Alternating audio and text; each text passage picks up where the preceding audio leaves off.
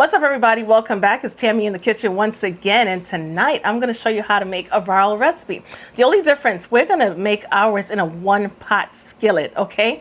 And I know most of you probably already heard of this recipe. It's the $1 million spaghetti recipe that, you know, you top it with cheese and you place it in the oven and so on and so forth. But I'm going to show you how to make it even quicker. 35 minutes on the clock. So with that being said, let's get started. First thing we want to do is, because we're going to be using ground beef and sausages, all right? This is pork sausage. However, feel free to use chicken sausages as well.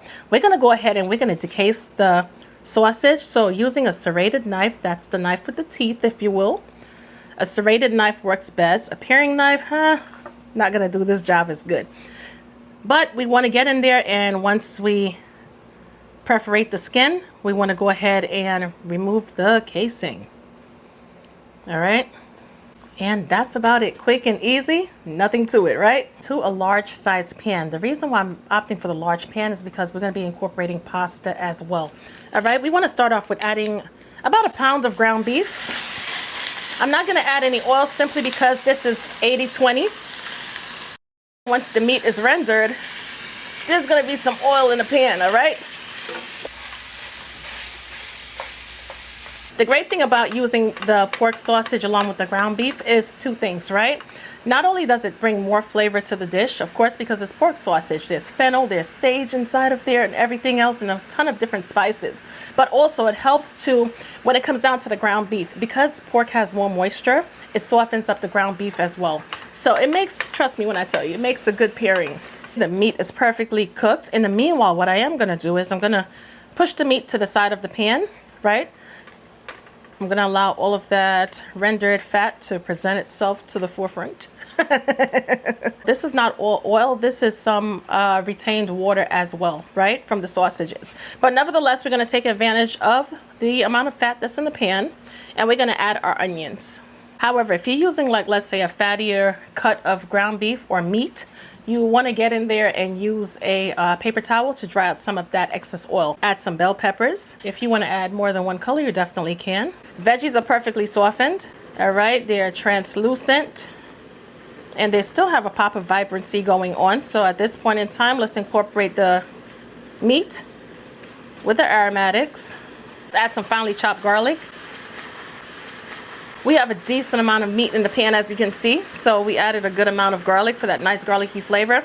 Now here's the thing, we're going to allow the garlic to sit here for just a minute to toast up and release all of those aromatic flavors.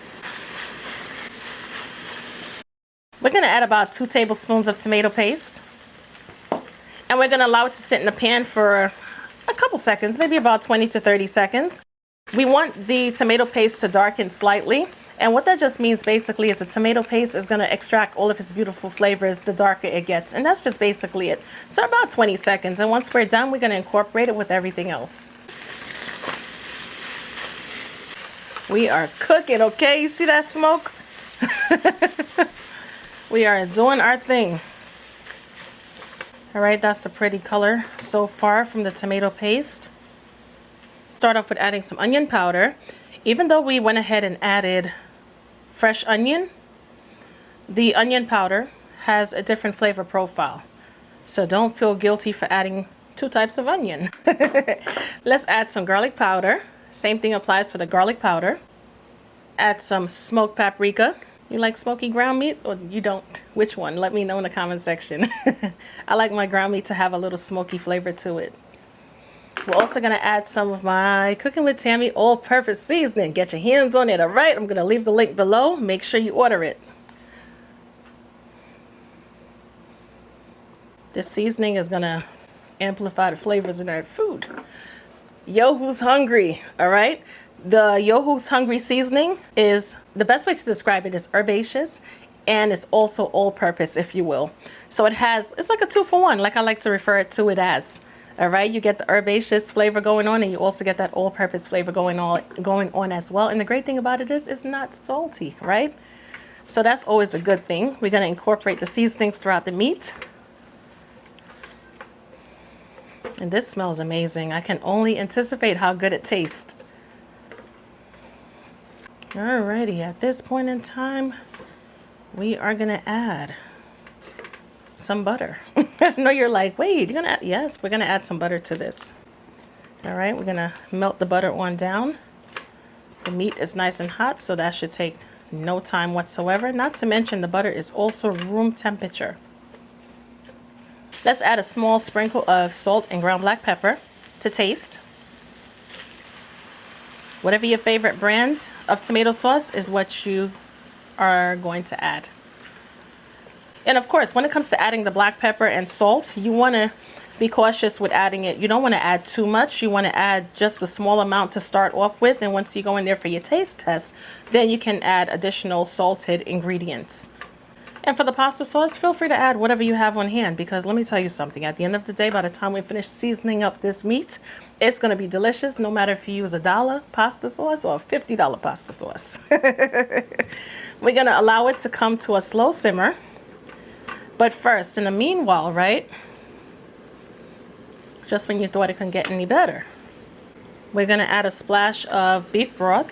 If you don't have beef broth, get some beef bouillon with some water, and you can stir it on up, make sure it's perfectly combined, and add that in replace or as a substitute for the beef broth. The only thing I would tell you is beef bouillon or any type of bouillon is highly concentrated with sodium, so make sure that your ratio of water is way more than the amount of bouillon that you're going to be using. We are going to add some cream cheese. Yes, we are. We're going to make it nice and creamy, almost like an a la vodka, if you will, right? We're going to go in there with not two, I just decided to cut it in half to make it a little easier. All right, this is 8 ounces of cream cheese. However, if you have whipped cream cheese, feel free to use the whipped cream cheese.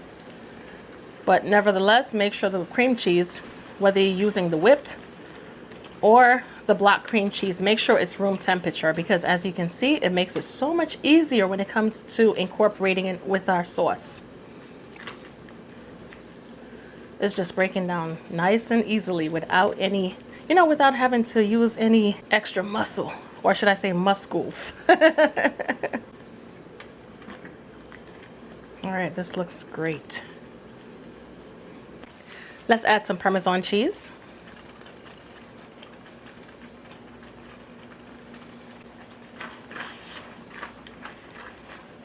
The Parmesan cheese is going to heighten the flavors within the sauce.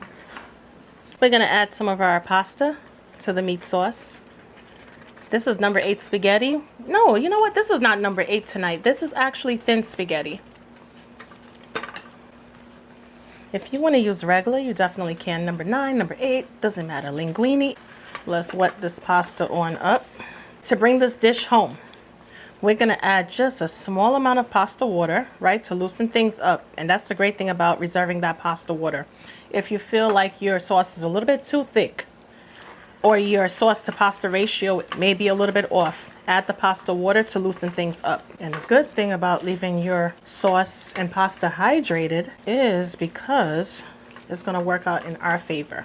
All right, not just to loosen things up, but also because we're going to be topping off our pasta with cheese. And as we top our pasta with cheese, believe it or not, right, once we cover it down with the cover, you're going to have that steamy effect going on in the pan based on the fact that you just added the pasta water. So everything is going to pan out perfectly on top of the pasta, just like that. And of course, we got backup. We came with backup. We have some freshly grated Parmesan cheese along with our mozzarella.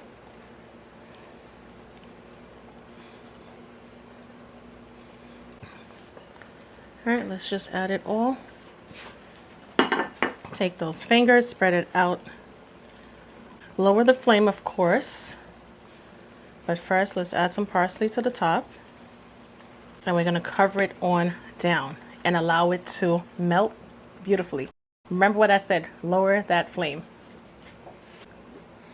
Check this one out. You can't tell me this is not a beauty. And this is after literally on low heat because the pasta was so hot.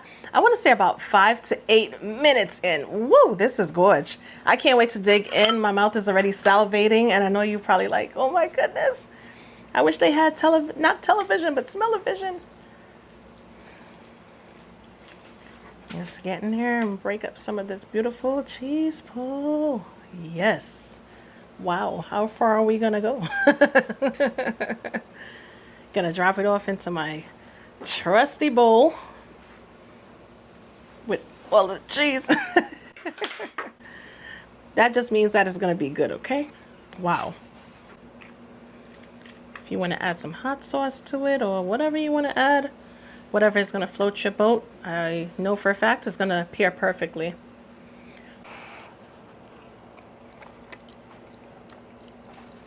Mm-hmm. Mm, mm, mm, mm.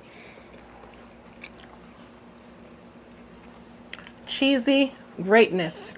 Absolutely delicious. Try this recipe sooner than later. If you have the ingredients tonight, definitely make this recipe tonight. It only took about 35 minutes, right? This is the bomb. Absolutely delicious. Tons of flavor going on, not to mention tons of cheese pull. And the great thing about this recipe is it's approachable, it's indulgent, and like I said before, quick and easy. So definitely give it a try and let me know what you think. Get your hands on the Cooking with Tammy all-purpose seasoning along with the Yo Who's Hungry herbaceous all-purpose seasoning as well. The both of them perfect complement together. I'm telling you, my goodness, absolutely delicious, my loves. Recipe details, of course, description bar area of the video. And with that being said, that's about it. I am gonna go enjoy some of this deliciousness, and I'll catch you guys in another video. Talk to you later. Bye, guys.